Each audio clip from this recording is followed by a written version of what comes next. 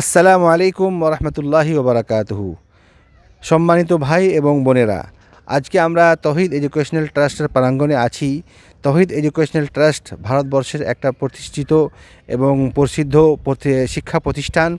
এই প্রতিষ্ঠান আজ থেকে ৩৫ বছর আগে মৌলানা আব্দুল মাতিন রহমতুল্লাহ আলাই ওনার দ্বারাতে এটি শুরু হয়েছিল এবং আজকে এই ৩৫ বছরের ভিতরে তৌহিদ এডুকেশনাল ট্রাস্টের আন্ডারে তৌহিদ এডুকেশনাল ট্রাস্টে বিভিন্ন রকমের প্রতিষ্ঠান চলছে।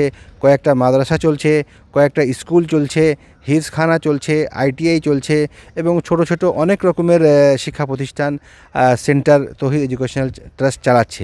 এখানে তৌহিদ এডুকেশনাল ট্রাস্ট 2019-20 দিকে একটা ইউনিভার্সিটি তৈরি করার জন্য, একটা প্রাইভেট ইউনিভার্সিটি তৈরি করার জন্য বিহার গভর্নমেন্টকে আবেদন দিয়েছিল। বিহার গভর্নমেন্টে এই প্রাইভেট ইউনিভার্সিটি তৈরি করার জন্য 5 ফেব্রুয়ারি 2021-এ letter of intent Tauhid educational ট্রাস্টের নামে দিয়েছে। লেটার অফ ইন্টেন্ট হলো কি যে তৌহিদ এডুকেশনাল ট্রাস্টে 2 বছরের ভিতরে ইমাম বুখারী ইউনিভার্সিটি তৈরি করবে এবং এই ইউনিভার্সিটি তৈরি করার জন্য যেটা মিনিমাম রিকোয়ারমেন্ট ওটা 2 বছরের ভিতরে যেন রেডি হয়। 1 লক্ষ স্কোয়ার ফিট বিল্ডিং তৈরি করার জন্য যেটা খরচ আসে মোটামুটি 12 কোটি টাকা। 12 কোটি টাকা অ্যামাউন্টটা অনেক বড়। আমরা এই অ্যামাউন্টটাকে ছোট ছোট শেয়ারে বেটে দিয়েছি যে সমাজের প্রত্যেক ব্যক্তি যেন এই প্রতিষ্ঠান তৈরি করার জন্য, এই ইউনিভার্সিটি তৈরি করার জন্য যেন এই একটা করে শেয়ার যেন নিতে পারে। তো 1 লক্ষ মানুষের কাছে আমরা চাই যে তিনারা আমাদের জন্য এই হেল্প করুন এবং 1 স্কোয়ার ফিটের উনি নিজের নামে, নিজের বাপের নামে, মায়ের নামে সাদকা জারিয়া নিতে পারেন। 1 স্কোয়ার ফিটের খরচ আসছে 1200 টাকা। 1200 টাকাতে আপনি আপনার জন্য একটা সাদকা জারিয়া, একটা ওয়াকফ তৈরি করতে পারেন। এর চেয়ে বেশি যদি আপনি চান তাহলে একজন স্টুডেন্ট এক ইউনিভার্সিটিতে বা কলেজে 10 স্কোয়ার ফিটের জায়গাতে বসে 10 স্কোয়ার ফিটের খরচ 12,000 টাকা। এর থেকে বেশি যদি আপনি নিতে চান তাহলে একটা ক্লাসরুম বানিয়ে দিতে পারেন।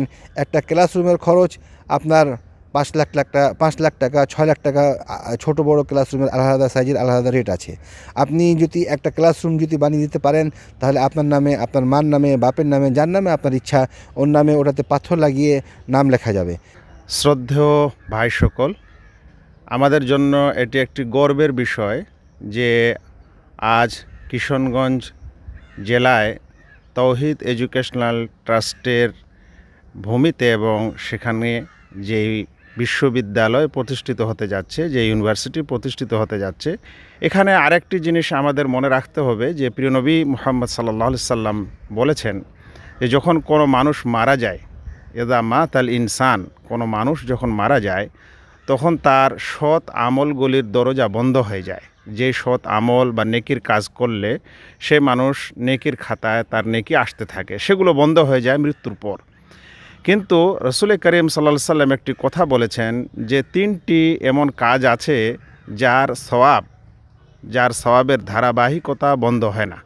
তার মধ্যে একটি হচ্ছে যে আও ইলমিন ইউনতাফাউ বিহি, যদি দুনিয়াতে মানুষ কোনো এমন ইলম, কোনো এমন জ্ঞান, যে জ্ঞানটা লাভদায়ক জ্ঞান, যাকে ফায়দামন্দ বলা হয়, অর্থাৎ যার দ্বারা মানুষ উপকৃত হয়, সমাজ উপকৃত হয়, দেশ উপকৃত হয়, জাতি উপকৃত হয়, এরকম উপকারী ইলম এবং জ্ঞানের সওয়াব সে মানুষ কবর পর্যন্ত পেতে থাকে।